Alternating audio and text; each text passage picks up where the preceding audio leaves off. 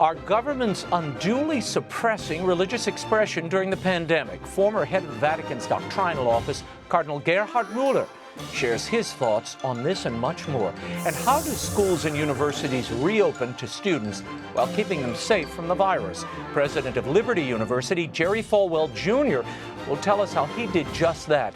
And for Memorial Day weekend, I'm joined by Vietnam veteran, Medal of Honor recipient, and subject of the new book, Blaze of Light, Gary Beikirch. Minnesota Catholic and Lutheran leaders are banding together to defy their state's restrictions on public worship.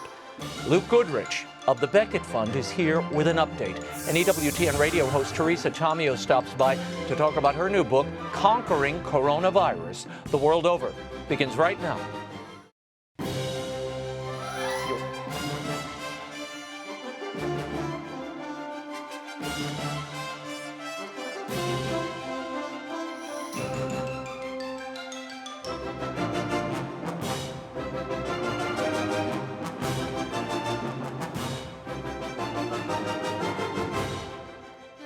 Now, Raymond Arroyo. Greetings and a warm welcome to all of you joining us in the United States and the world over. So glad you're here. Luke Goodrich, Cardinal Gerhard Mueller, Jerry Falwell Jr., Gary Beikirch, as well as Teresa Tomeo are all straight ahead. If you'd like to comment on tonight's show, send me a tweet. I'm at Raymond Arroyo. Lots to cover, an important show. But first, this blockbuster story. Archbishop of St. Paul, Minnesota, Bernard Hebda, has, along with his brother bishops in Minnesota, announced they will defy Governor Tim Walz's decision to restrict public worship services. Earlier this week, Walz announced that restaurants, bars, and salons could reopen in a limited capacity, but his ban on public worship services of more than 10 people would remain in effect. Nor would he make any concessions for outdoor services with proper social distancing. In a letter by Archbishop Hebda, signed by the other Minnesota bishops, Catholic parishes will have the option of opening on May 26th, just ahead of the Feast of Pentecost. Quote, "The bishops of Minnesota are united in our conviction that we can safely resume public masses in accordance with both our religious duties and with accepted public health and safety standards," end quote.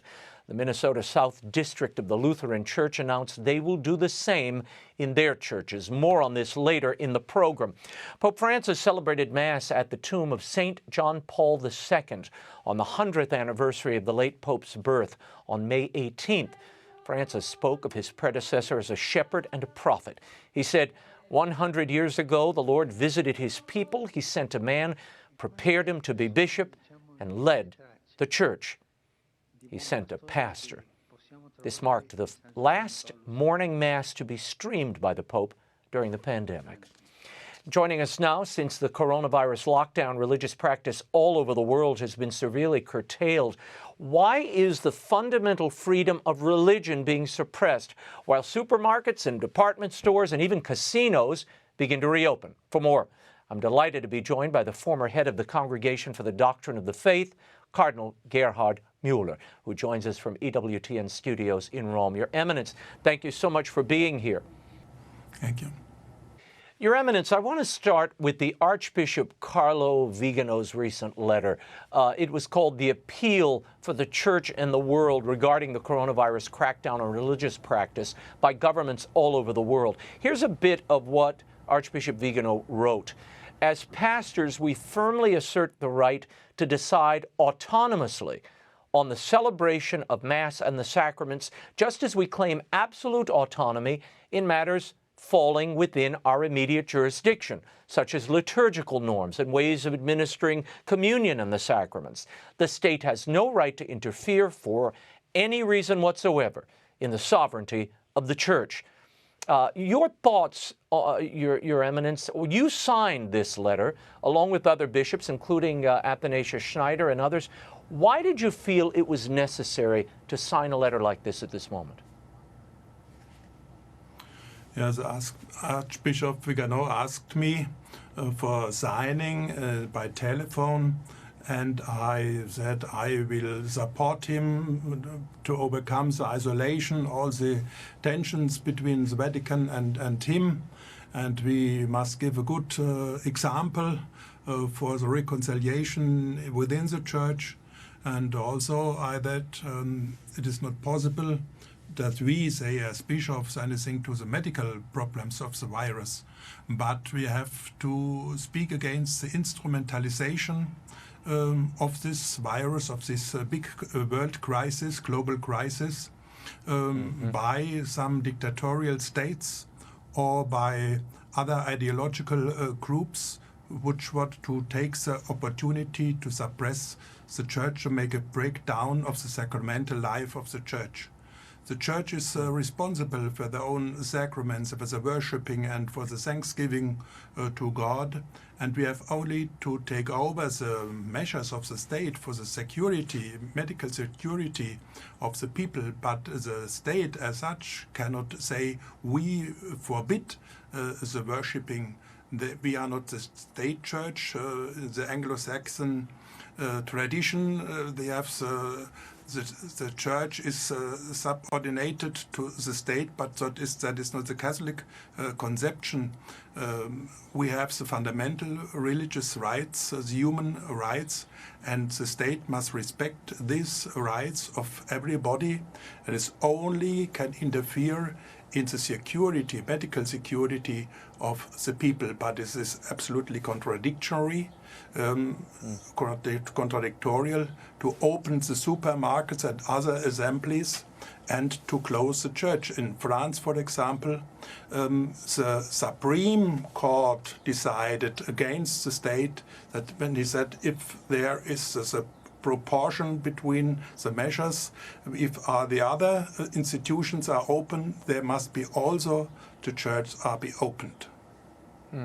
Your Eminence, you mentioned, and I think rightly, that these are inherent rights, and in the United States, these are rights that we believe were conferred by the Creator, by God Himself, and therefore they can be conscripted for a limited time for emergency reasons.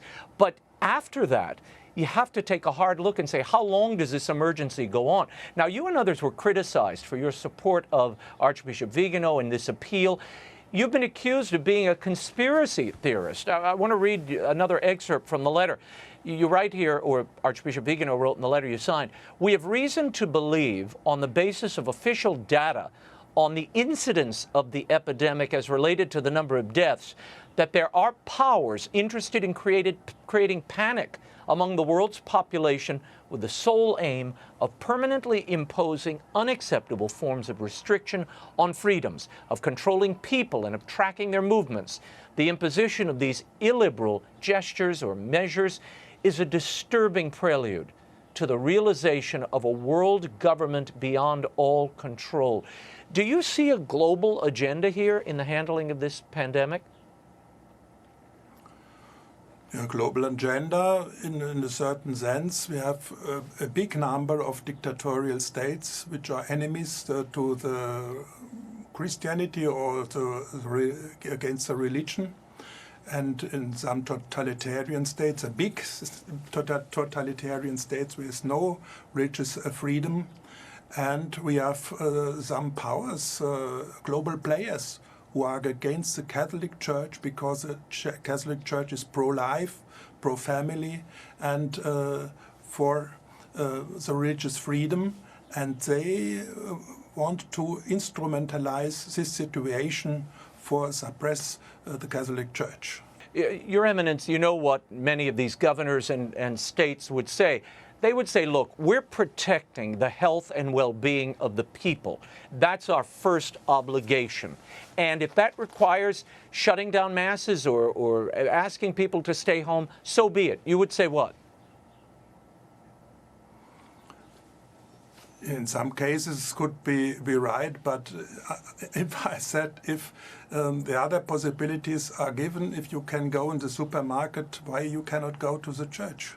Why is the danger in the church is bigger than in the supermarket? And also in the other cases, nobody has the right to forbid for the priests, the shepherds, to visit the people who are dying or very ill.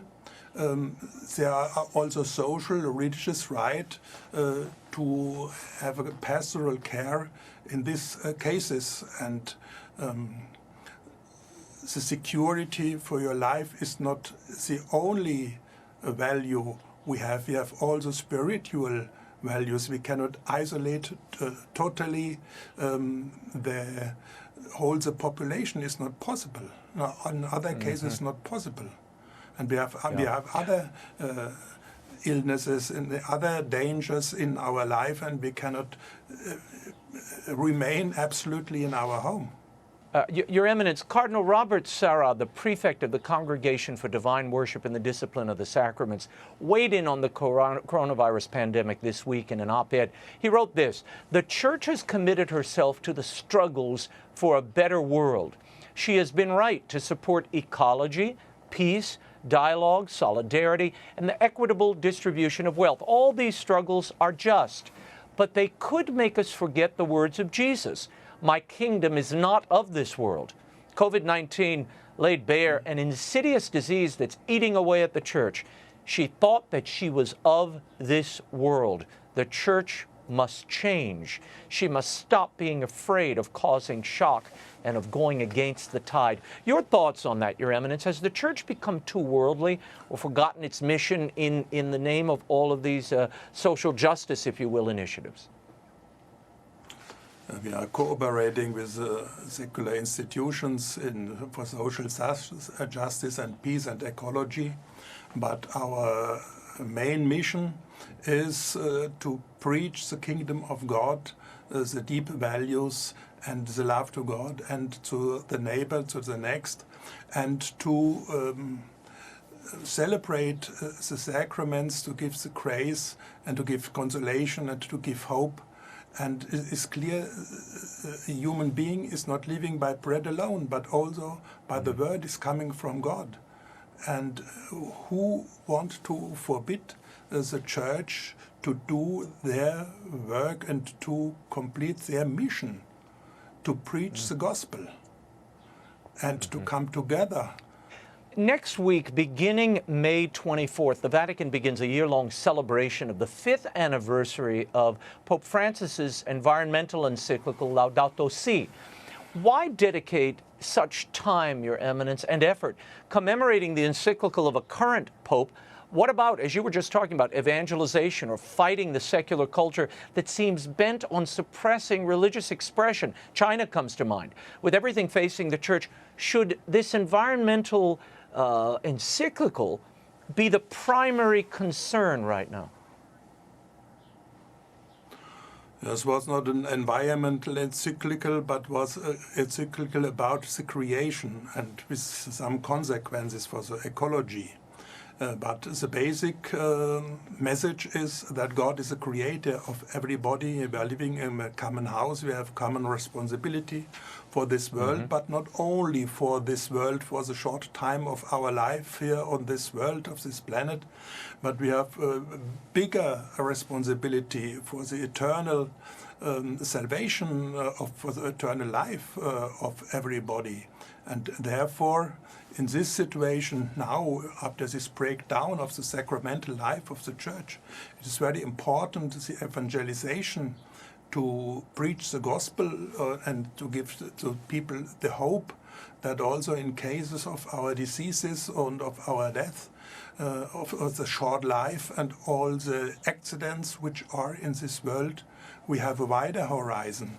God is the first principle and the last aim, the last goal which we are going to. And we cannot restrict the human existence although in a materialistic interpretation and as if we were able to construct a paradise on earth is not possible.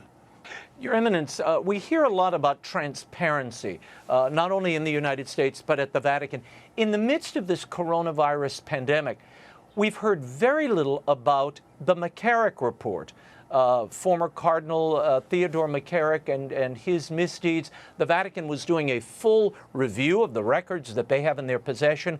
They promised to release this for over a year. Why haven't we seen it? And will we ever see it? I don't know. I'm not involved in this investigation, but I think it would be very good for the credibility of the Church and to avoid in the future some problems if it would be published, become public, this investigation, because it was promised. And I hope also that Archbishop Vigano, that would come a certain reconciliation, because it's not a good example for the world if bishops and the Vaticans are in public trouble. Yeah. The Church and the world remembered the 100th birthday of Pope John Paul II this week, who left us in April of 2005. It's hard to believe it's been that long. Before I let you go, what are your thoughts on the lasting legacy of St. John Paul, and what of his example do we need today, or do we need reminding of today? Yeah, in his life, he experienced two totalitarian states and ideologies, and he knew what he was speaking about. And he said in the beginning, don't be afraid. We are living together with Jesus Christ. Jesus Christ is our hope. And we know what all is happening in this world, what injustice is there. But he survived these two cruel dictatorships in his countries, where only the Nazis killed 6 million people in Poland. He knows what he is speaking about. And therefore he can say the urgent point in our world today is the dignity of man, of everybody. Everybody is created by God and has a deep dignity as a person. And this is a way of the Church of today, to preach this gospel of the worth, of the dignity and the importance of everybody, of every person. We cannot say, no, some elites or some rich people, and they have more rights to live than the poor people in Africa or in Asia. And we must, in a paternalistic way, we must care for them and don't accept their responsibility, their dignity. And we cannot treat them as if they were not people without formation, and so, and we are, as Church, we are obliged to help, to preach to everybody and to announce the dignity of everybody and the collaboration of everybody in this world. And the Church is a sacrament for the deep unity between God and man, but also for the unity of mankind. Yeah. Now, Your Eminence, whenever I think of John Paul II, I think of personal liberty and spiritual liberty and freedom, which it seems to me that and human respect for the dignity of the human person, those three pillars really defined his life. It was the subject of every one of his travels and the personal witness of his life. Cardinal Gerhard Mueller, I thank you so much for being with us. Your most recent book, Roman Encounters, The Unity of the Faith and the Holy See's Responsibility for the Universal Church, is still available from EWTN's religious catalog at EWTNRC.com. Your Eminence, we'll talk again soon. Thank you very much. Jerry Falwell Jr. is next, but first this. COVID-19 has thrown elementary, secondary, and higher education into a state of financial disarray. Particularly hard hit are private Catholic schools. According to the National Catholic Education Association, at least 100 schools across the country are not expected to reopen in the fall. Reasons for the closings: families who have lost jobs are unenrolling their children for fear that they won't be able to afford the tuition. Schools have canceled fundraisers, which are crucial to keep them afloat. And since masses have been canceled, church collections that support Catholic education have been crushed. More and more schools and universities are beginning to announce plans to reopen following the pandemic or in the midst of it. My next guest is the president of one of the universities that has already opened to students. Here to discuss how Liberty University in Lynchburg, Virginia, stayed open and kept its students safe is the president of Liberty, Jerry Falwell, Jr. He joins us from Lynchburg. President Falwell, thanks for being with us. Great to be with you, Raymond. Now, when you announced that you were opening the school to students after spring break in March, the Daily Beast wrote, "If Liberty University reopens, people will die." The New York Times warned Liberty University brings back its students and coronavirus too. What do you have to say to your critics? I say it must be embarrassing for the New York Times because they really showed their true colors without any facts, without any evidence.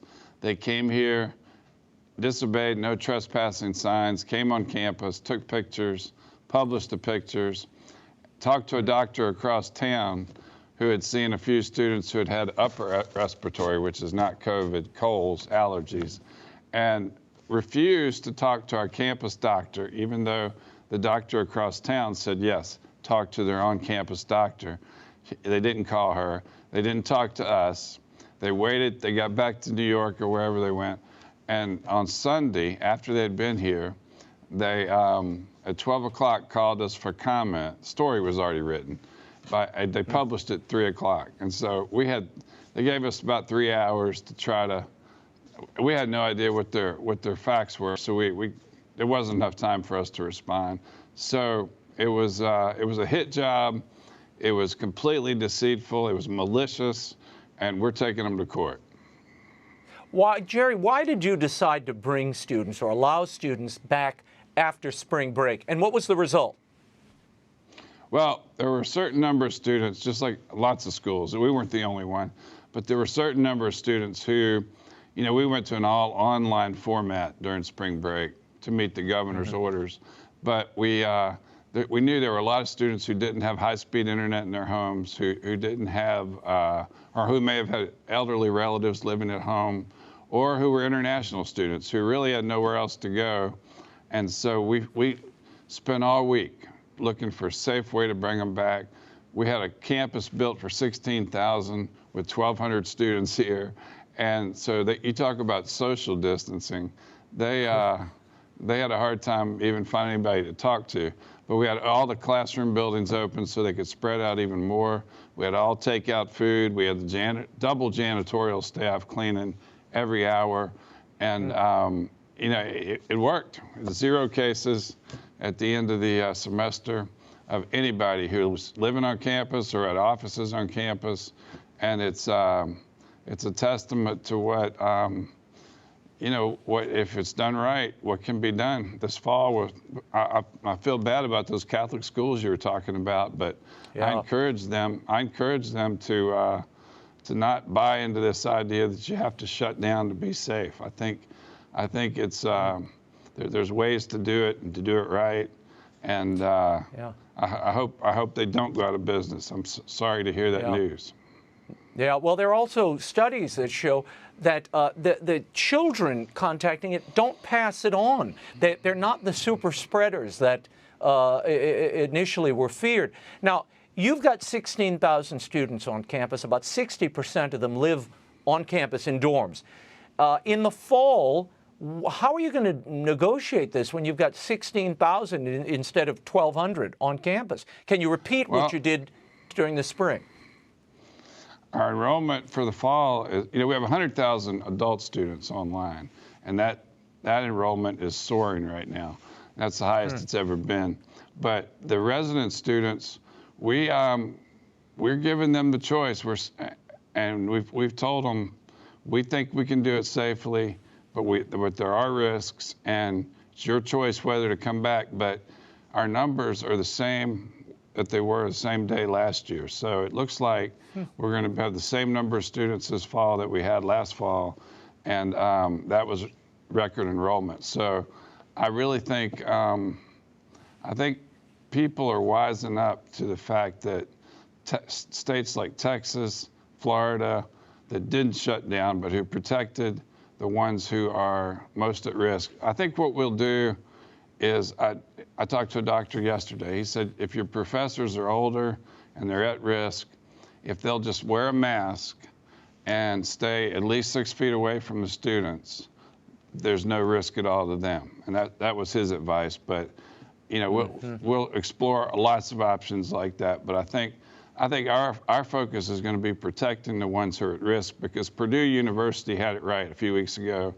when they announced their reopening, and they said the reason is because the risk of fatality to college-age students is almost zero, and I think they're right about that. And it's based on that data and based on a strategy to protect those at risk, I think we can be successful again in the fall like we were this spring. Now, will your students be tested for the virus before returning to classes in the fall on campus? You know, we haven't gotten that far along yet, so we got all summer to work on the policies and procedures and how we do it. But we'll spend a lot of time, like we did every day over spring break, coming up with a strategy that's safe and effective. And we've already proven our online program we spent decades building it, and so a lot of schools that went to online delivery got complaints from their students because it was sort of a makeshift online. It wasn't something that they'd spent decades perfecting like we had. So we sort of had an advantage in that regard, and we still have that advantage. And so we think we're well equipped to you know, maybe we'll take some of the larger classes online, and you know, those are all things we need to work out this summer. So far in Lynchburg, Virginia, where Liberty University is located, there have been 75 cases of coronavirus among a population of 80,000. Should that number begin to increase significantly over the summer, do you have contingency plans? I mean, would you go fully online? What would you do? Yeah, all that. Well, first of all, there's 250,000 people in the metro area here, 4 counties in the city, 178 cases, 3 deaths. And so our choice this spring was, these students who have nowhere else to go, do we send them back to hotspots like New York, New Jersey, Illinois, or do we house them safely here? So that was a no-brainer. In Virginia, yeah. But, you know, well, in Lynchburg, Virginia. I don't know about Northern Virginia, is 10 times as high. But no, we're going to watch all the numbers throughout the summer, and our plans and strategies will change and evolve probably on a weekly basis based on the data that we glean from the medical community. But we're flexible, and that's what we did over spring break. As the governor changed his orders almost every day, we changed our plans, and it all worked out. But for some reason, unlike Arizona State and USC and Virginia Tech and Texas A&M all did the same thing we did, for some reason we were singled out, and it makes you think that maybe you know, had something to do with our conservatism. Who knows? Notre Dame has about 12,000 students, and they are reopening. They've already announced to reopen. Does the relative isolation, do you think, of your campuses, yours in Lynchburg, theirs in South Bend, does that help you all in the fall? I mean, you're not. It's not like you're NYU or Harvard in these densely populated cities. Is that part of the equation as you look forward and work this out? I think it's one of the reasons we've been relatively, you know, COVID-free. I mean, Liberty's been free of it, but even the local community, you just had a few cases, and I think Notre Dame is smart in what they announced. They're going to start 2 weeks early, not have a fall break, and they're going to end the semester at Thanksgiving. I think that's very smart, because the kids don't come to school, go home, come back, and we'll definitely consider something like that. That's we're learning from watching others, just like I hope they're learning from watching us, and that's what we need to do, is help each other figure it out. Jerry Falwell, Jr., thank you so much for being with us. You can learn more about Liberty University at liberty.edu. We'll talk soon. Thank you, Raymond.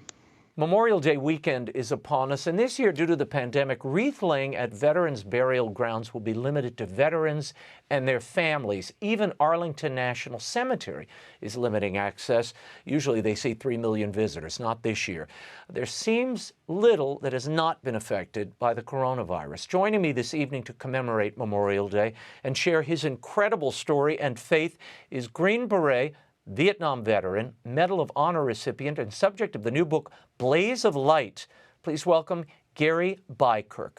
Gary, Honor to be with you this evening. You enlisted in the Army and thought you discovered your true calling working as an A-team medic with the Green Berets in the remote village of Doctrine. You worked closely with the indigenous people there who were allies of the United States. Then on April 1st, 1970, your life changed. What happened? Right. Yeah, it was at that time that our camp came under attack by over 10,000 enemy soldiers. We were surrounded for 30 days. And it was a very devastating attack, but it was even more devastating because during the time that I had lived there, I had found a home. That mountain jungle village had become a home to me. And it had been a place where I'd learned what life was really all about because of the love that was shared between me and that mountain jungle tribe. So it was an attack on my home. You were hit 3 times. You were hit in the stomach, in the hip, in the back, paralyzed from the waist down, and yet you ordered people in your company to carry you to the other wounded so you could serve them. What propelled you to do that, Gary? Well, I think what was more important, sir, is what propelled the person that I asked to do that. You see, I didn't really order anybody to do it. It was my 15-year-old Montagnard bodyguard who, over the year, we had developed a tremendous love for one another. And when I was hit the first time, I couldn't move, but I felt somebody picking me up, and it was him. His name was Dale. The love that had developed between the two of us, that's what propelled him to continue to carry me in spite of being shot 2 more times and in spite of him being shot as well. He still carried me throughout that battle. You asked Dale, who was this 15-year-old boy, how to teach you to survive, and you say he taught you how to live. What was the lesson? Yes, I told him that I wanted him to teach me how to survive in the jungle because I was afraid of snakes and tigers that were out there. And he said, I don't want to teach you how to survive. I'm going to teach you how to live.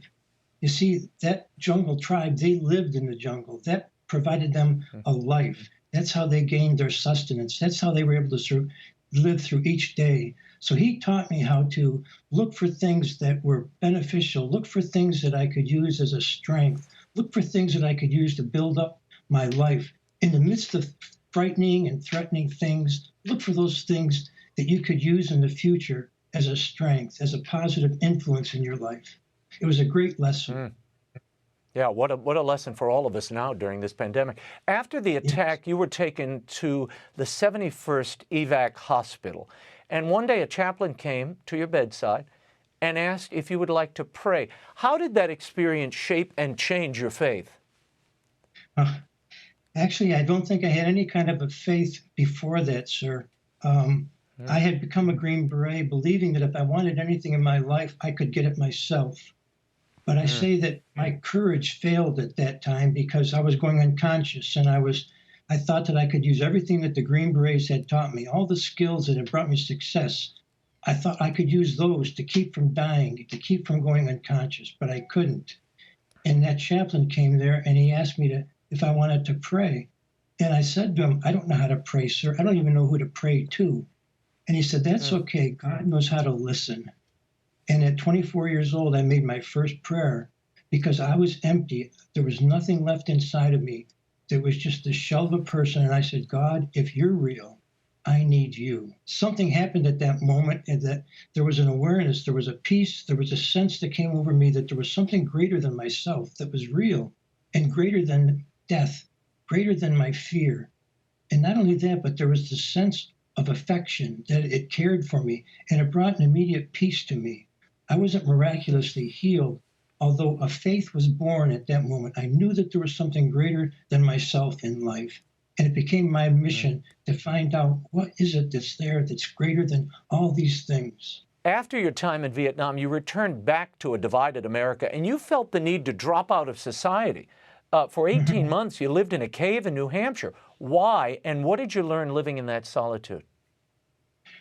Well, like many that came back from Vietnam at that time, I came back hoping that I could find some peace and find some healing. But instead, like many, I found just anger and hurt. And so I went to this cave believing that forgetting was getting better. If I could just forget about Vietnam, if I could just forget about all the experiences in my homecoming, I would get better. Mm-hmm. And I was hoping that in that cave, I could forget. But I learned that forgetting is not getting better. I learned that in that cave about what Deo had taught me, about learning how to live. And I really began to pray a lot about a saying that we had in Vietnam that was, to really live, you must almost die. To those that fight for it, life has a meaning the protected will never know. And I fought in Vietnam, I almost died, and I fought in that cave because I wanted to learn what life was really all about. And I learned that forgetting is not getting better. I was looking for healing, but healing was not going to come by forgetting. Healing came when finding someone who loves you, finding someone that cares for you, finding someone that's willing to come into your cave, and no matter what they find, they'll never, ever leave you. And it was while I was in that cave that God's love came into my life. Sir, in 1973, you received the Medal of Honor. Yes. You've since become the chaplain to the Medal of Honor Society. You work closely with the members. One of those members recently passed away, Ronald Schur. He was a Green Beret medic. He was awarded the Medal of Honor for aiding the wounded during a 6-hour firefight in Afghanistan in 2008. He died just this last Thursday of lung cancer. He was only 41 years old. How did you comfort he and his family? Well, Ron and I had an immediate bond. I was at his ceremony. And one of the things that I discovered right away is that not only was Ron awarded the Medal of Honor because of what he did that day in Afghanistan, but Ron was awarded the Medal of Honor because of who he was as a person, of who he was as a father, of who he was as a husband. And one of the things about the Medal of Honor is that in that cave, I learned that the Medal of Honor is really not about any one person. The Medal of Honor is about a message that says that there's a different way to live your life, and that is caring for others more than yourself. My part in being with them to comfort them was really nothing more than just a ministry of presence, of being there and affirming for them what they already knew was true, and that love is eternal. In the new biography, Blaze of Light, which chronicles your life while serving in Vietnam and how you overcame those challenges, you write this about the Medal of Honor. The medal is not about me. This medal is about him. Without God's grace, I wouldn't have been able to survive Vietnam. Without his forgiveness in my life, I wouldn't have been able to live with myself. This medal is ultimately about him, and I wear it for his honor. Do you think Americans recognize the depth of sacrifice, the high cost of the liberties they enjoy? I think at times there are events that happen that let people know that there's something greater going on in this world than just themselves, whether that's 9/11, whether that's COVID-19. But every once in a while, something will happen that individuals will realize that I can't control everything, that there's something happening in this life that's beyond me. And maybe there's some need for something that's greater than me. And I believe what that is that's what Jesus talks about in John 15:13. He says that, and which is a quote that's commonly used Memorial Day, that greater love has no man than this, the man laid down his life for his friends. And I mentioned that quote before, that to really live you must almost die. To those that fight for it, life has a meaning the protected will never know.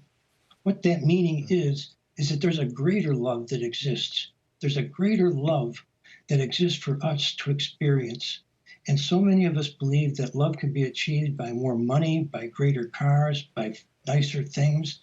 But Jesus says that there's a greater love that needs to be experienced. And I think Memorial Day is a time for all of us to reflect on the fact that there is something greater in this life. There's something greater, and it's a greater love that can be achieved as one realizes that caring for others, loving others more than yourself, is the pathway, the doorway to experience what the greater love is all about. Greater than any possessions you have, greater than any other person that's in your life. There's a greater love that comes with caring for someone more than yourself. Well, I thank you, sir, for your service, for your witness, and for being with us today. And we certainly remember all those souls who defended our rights and protected our liberties on this Memorial Day weekend. Blaze of Light, the inspiring true story of Green Beret medic Gary Beikirch, Medal of Honor recipient. Gary, thank you for being here. The book is available everywhere and online. Well, thank you, sir, and thank you for all that you do. One of the other things I want to do is get the churches open.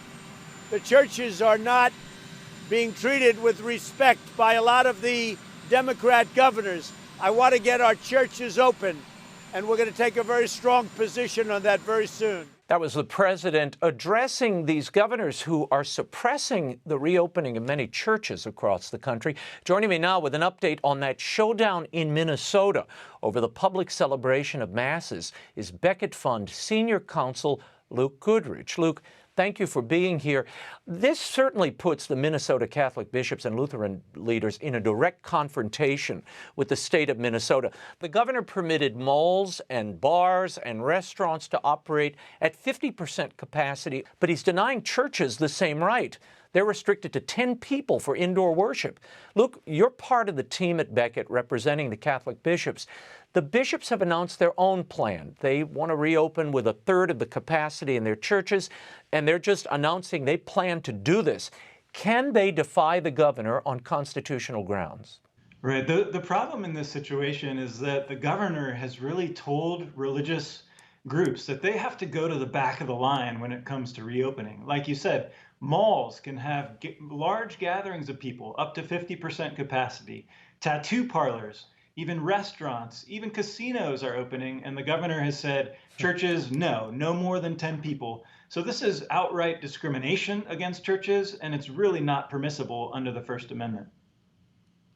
If the bishops and parish priests follow social distancing guidelines, why are they not allowed to gather when folks can patronize non-essential, to my eye, non-essential places of business, as you just stipulated, particularly things like casinos? Right. There really is no good reason for the government's policy here. It's even acknowledged that the businesses that the government is allowing to reopen are non-essential businesses, and they're not even treating churches as good as non-essential businesses. And the bishops here, they have reached out to the governor's office multiple times offering plans for reopening. I mean, the bishops, they canceled public masses voluntarily before the governor even issued the shutdown order. So it's not like this is an ill-considered step. They've been ahead of the curve when it comes to loving their neighbors through stopping the spread of the virus. They're simply saying, now that the governor has said businesses are free to reopen and we want commerce, we need to at least treat vital religious services equally. Now, you sent a letter to the state attorney general. Have you heard any response, and how do you expect Governor Tim Walz to respond here? Is he going to arrest pastors and their congregants? We certainly hope not. We hope it doesn't even have to come to litigation. I mean, that's why we haven't filed a lawsuit yet. The bishops have repeatedly reached out to the governor's office to try to get him to work with them. And what the churches are proposing here, they're saying 1/3 capacity. So every 2 pews are closed off, only 1 is open. Families sit together, rigorous social distancing, rigorous sanitization, even more than what's going on in businesses. And the bishops are simply telling the governor, hey, here's our plan for ministering to the needs of our communities. We hope you'll work with us on this. I am puzzled, Luke. Why do you think the governor wouldn't even permit outside worship? That's a really bizarre aspect of the order. I mean, starting June 1st, restaurants can have up to 50 people in outdoor seating, sharing tables, eating food together. But if a church wanted to have 50 people meet in a park and worship together, that would be prohibited. And at the press conference, ironically, the governor said, we want to get stuff going that's really meaningful to people. And he named things like concerts and restaurants. but he didn't name churches. And really, it just seems like he's telling churches, go to the back of the line, wait, and there's not even a timeline for when churches might be allowed to reopen. What precedent do you think this case sets, Luke? And should the bishops as a group nationally, should they have been more vocal resisting this one-size-fits-all shutdown of religious expression and worship?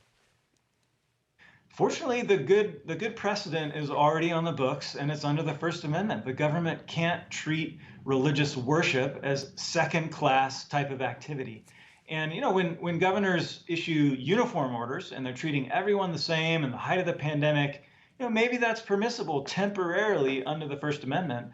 But what's going on here is outright discrimination. There's no timeline whatsoever for religious services to start up again while restaurants, bars, and casinos and malls are open. So the precedent is already clear, and the governor is in hot water. Luke, you know what is going to be invoked, and I saw it 3 days ago, and I thought, there's this case in Houston where a priest and 3 members of his community have come down with COVID. Now masses have been indefinitely canceled at that parish, and they've been operating since the top of May there. Your thoughts on, do you think you're going to get state officials say, wait a minute, we're protecting the health and well-being of our people? Well, the churches are protecting the health and well-being of their people as well. I mean, they shut down before the governor ordered them to voluntarily, and they're only reopening very cautiously. Not every parish is reopening. It's up to each individual parish. This is just permission to reopening.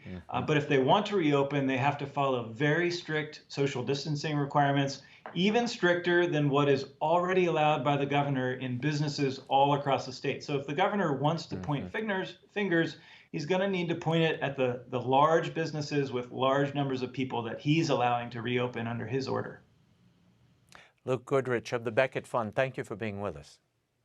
Thanks so much for having me. My next guest is a motivational speaker and host of Catholic Connection each morning on EWTN Radio. She's here to talk about her new book with a timely title, Conquering Coronavirus, How Faith Can Put Your Fears to Rest. Please welcome Teresa Tomeo back to the show. Teresa, you wrote this book in 4 days after speaking with priests about how they were ministering during the pandemic. What did they say that inspired this book? Well, they told me, Raymond, that they still wanted to minister to their people no matter what the restrictions. And they were so creative in so many of the ways that they did that. And I thought, wow, I want people to remember these stories. I want them to be inspired and to know that God, through his ministers, is still with us despite our circumstances. So that really inspired me. So I started collecting the stories. And then I also had a very powerful experience because of the passing of my mother back in March, right as the shutdown started here in Michigan. She didn't die of COVID, but she died of natural causes, but still not being able to give her the funeral liturgy, have a, really what we would consider a beautiful burial. It was a simple Christian graveside service. That was very eye-opening to me, and I learned a lot and I grew a lot, and I wanted to share that with other people. So it literally poured out of me, the book did, after my mom's passing in mid-March. So your mother, Rosie, they didn't even have a private mass for the family? Well, we were just starting to shut down here in Michigan, and my wonderful pastor really just tried to do whatever he could, but the rules kept changing momentarily. Remember, in the beginning of all this, everyone was just basically flying by the seat of their pants trying to figure out what was going on. And at first, we did have a mass schedule, but then literally overnight, by the time we were getting ready to have that funeral mass, the rules changed. So we ended up having a very small wake with just, 10 of us at the funeral home. And then we went over to the cemetery for the Christian committal, the graveside service.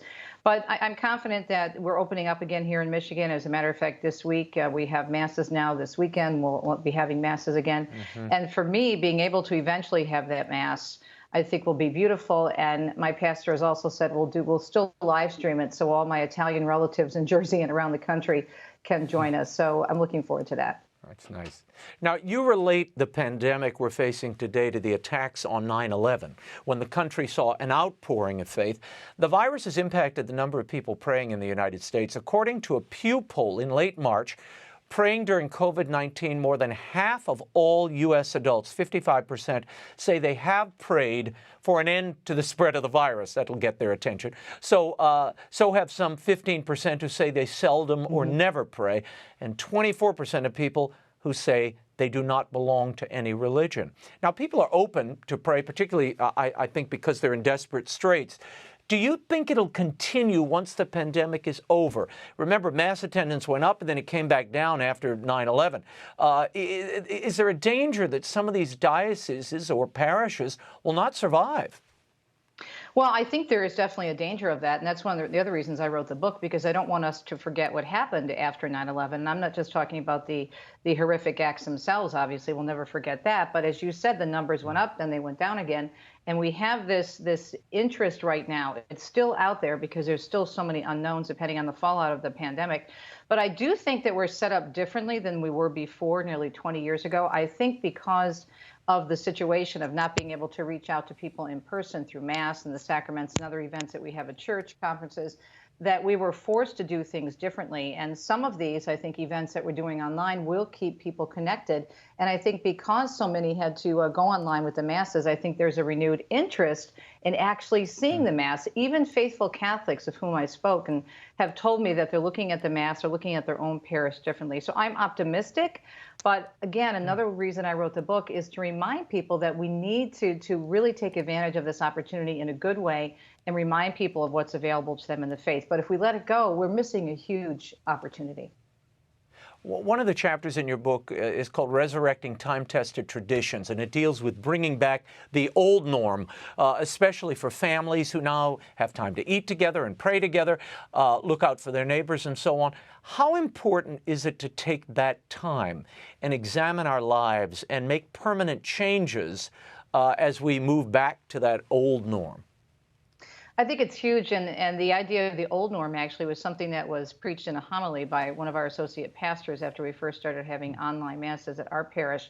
And it struck me in my work in media awareness. And I remember years ago when you first had me on this program with my very first book, Noise, that was one of the very big themes that I had in the book, this real FaceTime with families together.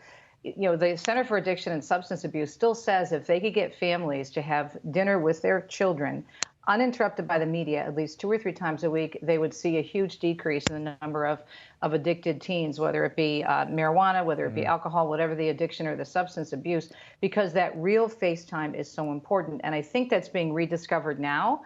And so that's why I have the reflection questions at the end of each chapter to really help people think about this. And you know what?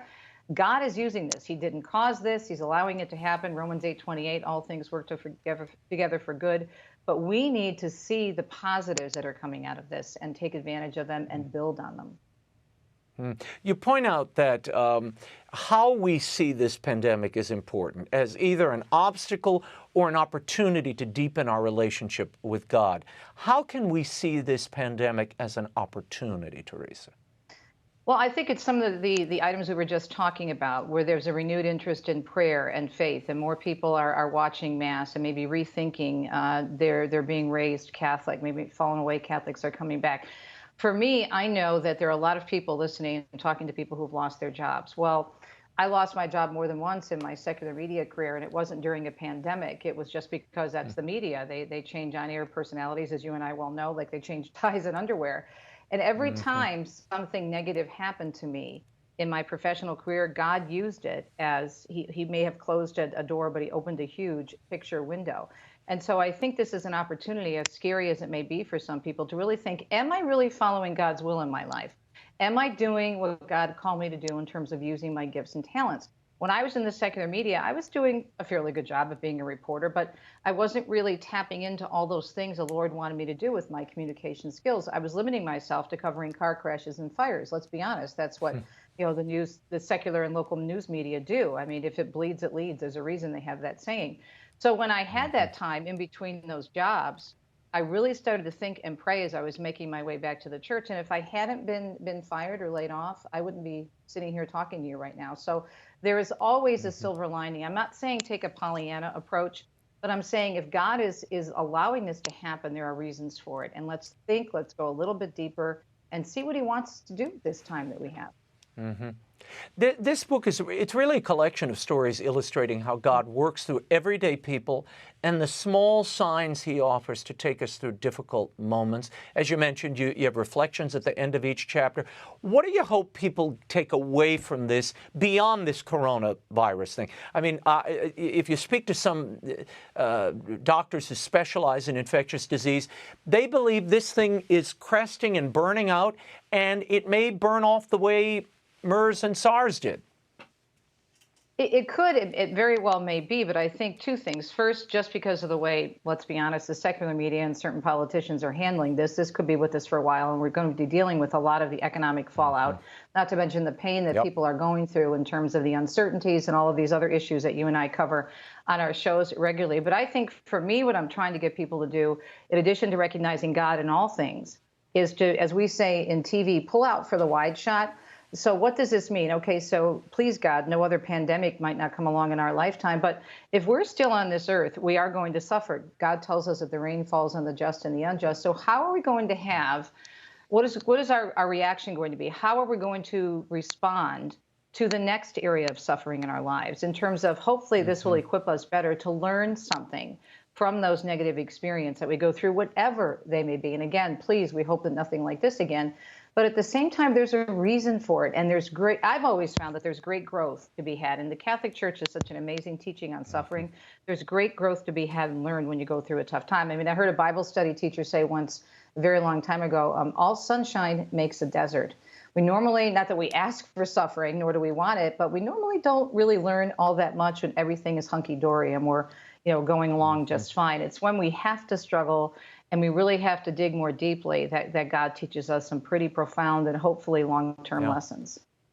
No, it's a moment to struggle for the things that matter. And I think we lose sight of that, particularly in the media onslaught about this coronavirus. I've spent a lot of time reading things I usually don't have time to read, like big biographies.